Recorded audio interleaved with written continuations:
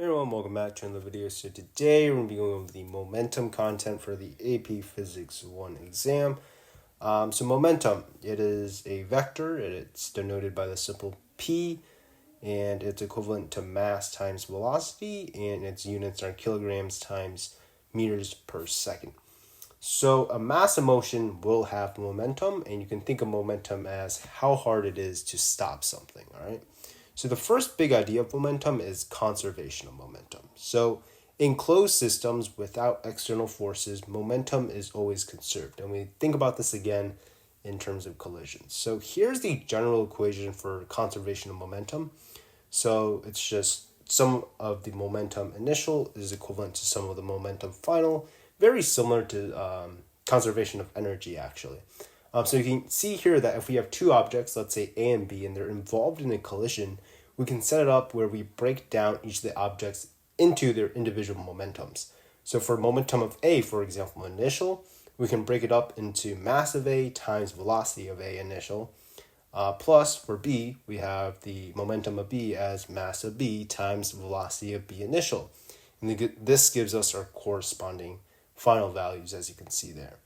Now, sometimes momentum is not always conserved in both directions. So you want to break up momentum into its components, like we've seen in the other units, right? So just because momentum might be conserved in the x direction doesn't necessarily mean it's conserved in the y direction. So that's just something to be careful of. All right, so here's a little bit about center of mass. So if there are no external forces, the motion of the center of mass will not change. And this relates to the second point where the forces that are interacting within the system will stay internal to the system. So those forces inside the system are not going to affect the motion of center of mass or say the velocity of the center of mass from its initial position. So the second big idea is impulse. So impulse is what changes the momentum of the object. And it's denoted by the symbol newtons times seconds. So impulse is a vector value, and basically you can derive it from Newton's second law.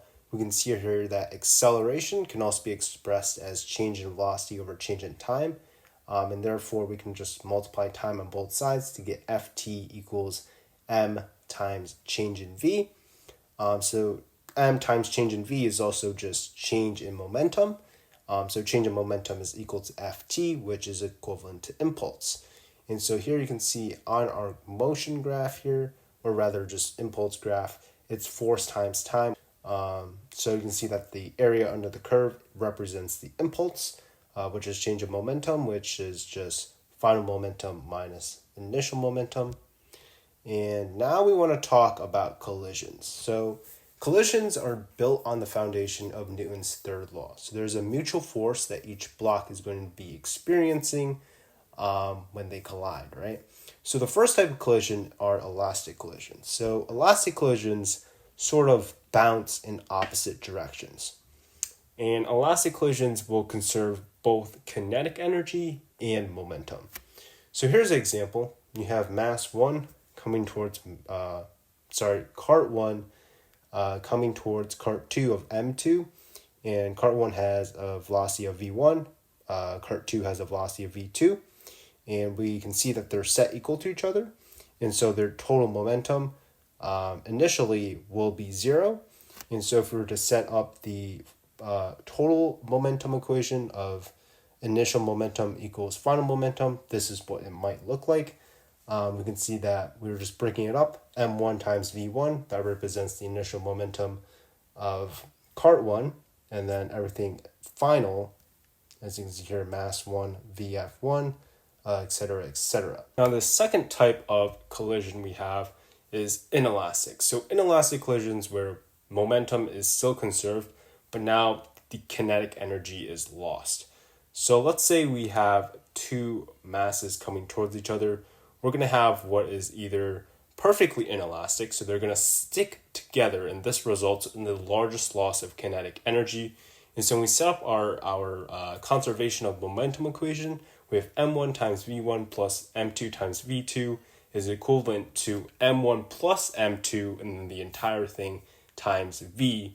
And v is representing the final velocity in which both blocks have because they're moving as one object as one unit in the system. Now they can also just be elastic, so they're just going to generally travel in the same direction. And then the equation is pretty similar to the elastic equation, except now taking into account those vector directions. That is really what makes the difference in these momentum equations. So whenever you have a loss of kinetic energy and you're asked to calculate it, all you have to do is use kinetic energy equals 1/2 mv squared. You can see as the variables of mass and velocity, which usually you will be able to solve if you're doing momentum equations. So you can use this to find the loss of energy. And now just some final things, quick tips for momentum problems. Make sure you draw your diagrams and list the givens always for any type of problem. Identify whether there's impulse or conservation of momentum. It'll help you get started with problem solving. And then you also want to account for velocity, vectors, and directions. That's super important, especially for collisions. I mean, it can absolutely make the difference. So yeah, that does it for this quick content review for momentum. If you guys learned something, make sure you subscribe, and thank you for watching.